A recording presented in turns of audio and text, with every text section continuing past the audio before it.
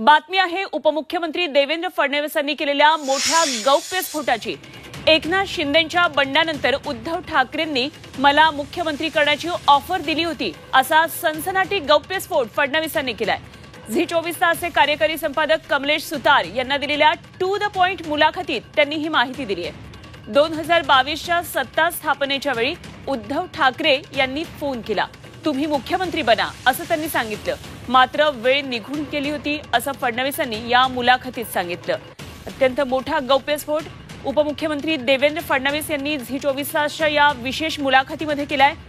एकनाथ शिंदेंच्या बंडानंतर उद्धव ठाकरेंनी मला मुख्यमंत्री करण्याची ऑफर दिली होती असा सनसनाटी गौप्यस्फोट फडणवीसांनी केलाय। झी 24 तासचे कार्यकारी संपादक कमलेश सुतार यांना दिलेल्या टू द पॉइंट या मुलाखतीमध्ये त्यांनी ही माहिती दिली आहे। हा गौप्यस्फोट केलाय। मोठं वक्तव्य उपमुख्यमंत्री देवेंद्र फडणवीस यांनी केलंय। 2022ला सत्ता स्थापनेच्या वेळी उद्धव ठाकरे यांनी फोन केला आणि तुम्ही मुख्यमंत्री बना असं त्यांनी सांगितलं, मात्र वेळ तोपर्यंत निघून गेली होती असं या मुलाखतीत फडणवीस म्हणाले। जेव्हा 2022ला सत्तांतर झालं त्याच्यानंतर उद्धव ठाकरेंनी भाजपशी जवळीक साधण्याचा प्रयत्न केला की शिंदेंना सोबत घेण्यापेक्षा आम्हीच सोबत यायला तयार आहोत। त्याच्यामध्ये त्यांनी कधी तुम्हाला संपर्क करायचा प्रयत्न? नाही, हे तर खरंच आहे की जेव्हा हे क्लिअर झालं की आता आम्ही सोबत येतो आहोत, त्या दिवशी मला सकाळी उद्धवजींचा फोन आला। ते मला असं म्हणाले की देवेंद्रजी, तुम्ही कशाला त्यांना त्या ठिकाणी सोबत घेता किंवा त्यांना एखादं पद कशा करता तुम्ही देता? मी सगळी पार्टी घेऊन येतो,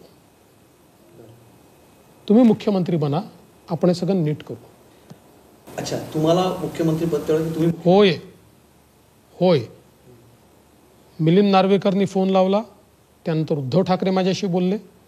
मी त्यावेळेस त्यांना सांगितलं, उद्धवजी वेळ निघून गेली आहे आणि आता हा निर्णय जर काही तुम्हाला हवा असेल, काही निर्णय करायचा असेल तर तुम्ही आमच्या वरिष्ठांशी बोलू शकता।